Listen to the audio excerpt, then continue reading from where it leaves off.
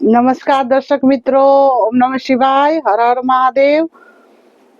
श्रीमद् भगवत गीता में भगवान श्री कृष्ण ने ऋतु नाम कुसुमाकरः यानी कि ऋतुराज वसंत को विभूति रूप माना है। वसंत ऋतु में प्रकृति 16 प्रकार से खिल जाती है। यदि पश्चिम की बात करें तो ये समय में वहाँ वैलेंटाइन डे मनाया जाता है, तो हमारी पूर्वीय संस्कृति में वसंतोत्सव नाम का अति महत्वपूर्ण महोत्सव मनाया जाता था। महामास की शुक्ल पक्ष की पंचमी को वसंत पंचमी या तो श्री पंचमी के नाम से पहचाना जाता है। ये साल कल यानी कि तारीख 2 फरवरी 2025 को वसंत पंचमी मनाया जाएगी। प्रेम, यौवन, माधुर्य और संगीत से जुड़ा ये त्योहार है और राधा कृष्ण जैसे दिव्य प्रेम की प्राप्ति के लिए एक उत्तम दिन है। इसीलिए शादी ब्याह के लिए ये एक उत्तम मुहूर्त है और अन्य शुभ कार्यों के लिए भी ये अबुझ मुहूर्त है। कामदेव और रति से जुड़ा ये त्योहार है, तो कामदेव जी और रति जी की पूजा करने से, स्मरण करने से गृहस्थ जीवन सुखमय रहता है। वसंत पंचमी को सरस्वती आविर्भाव दिवस के रूप में मनाया जाता है और सरस्वती देवी तो विद्या, बुद्धि, ज्ञान और वाणी की अधिष्ठात्री देवी है। ज्ञान और वाक सिद्धि माँ सरस्वती की कृपा के बिना प्राप्त नहीं होती है, तो इस दिन सरस्वती पूजन अवश्य करना चाहिए। श्रीमद् भागवत में उल्लेख है कि श्री कृष्ण भगवान ने भारतवर्ष में सर्वप्रथम सरस्वती पूजा की थी और शास्त्रों में कहा गया है कि विद्वतम च नृपत्वम च नैव तुल्यम कदाचन स्वदेश से पूज्यते राजा, विद्वान सर्वत्र पूज्यते। राजा तो अपने देश में पूजनीय है और विद्वान तो सर्वत्र पूजनीय है और विद्वता, ज्ञान माता सरस्वती की कृपा से ही प्राप्त होती है।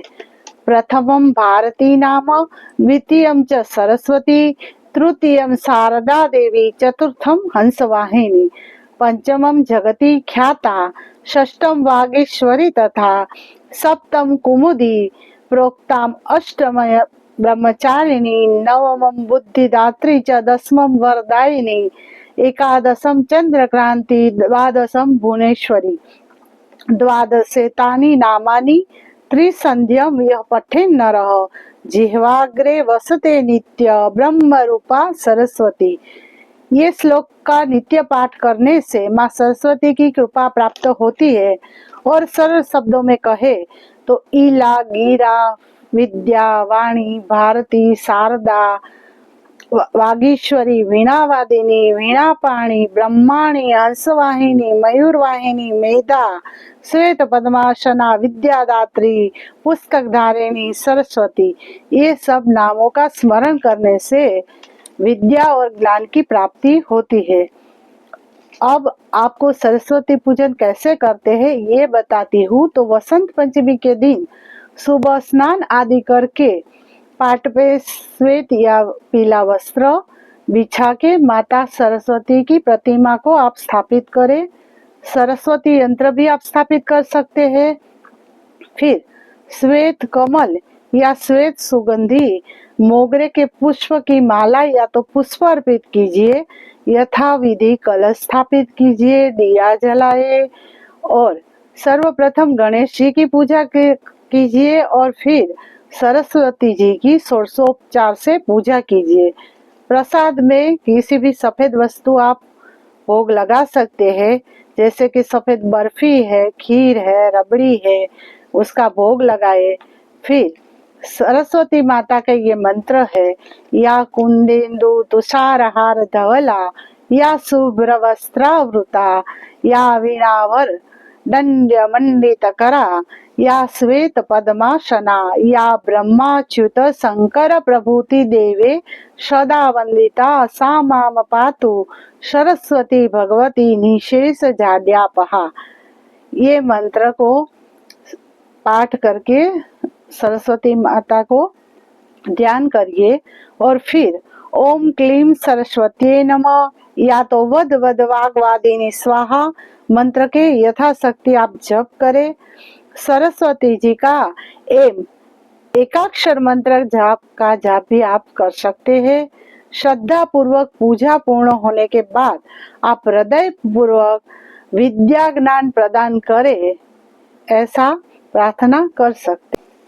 पूजा के अलावा वसंत पंचमी के दिन क्या क्या करना चाहिए, ये बारे में बात करेंगे।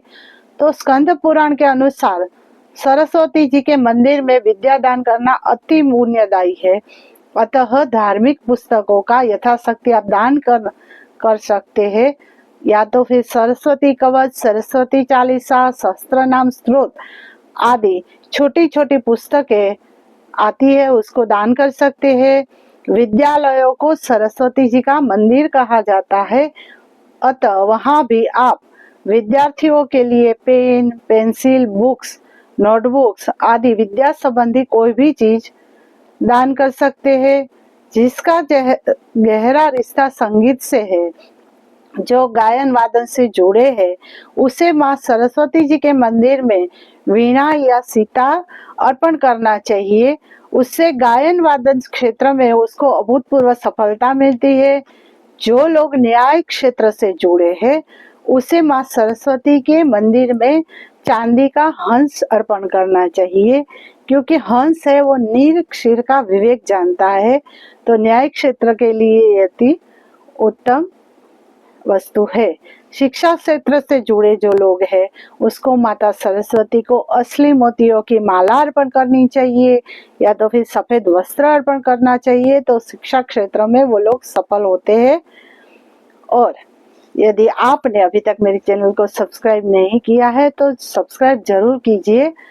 और ये सब्जेक्ट आपको अच्छा लग रहा है तो आपके मित्रों और फ्रेंड्स के साथ, रिलेटिव्स के साथ शेयर कीजिए।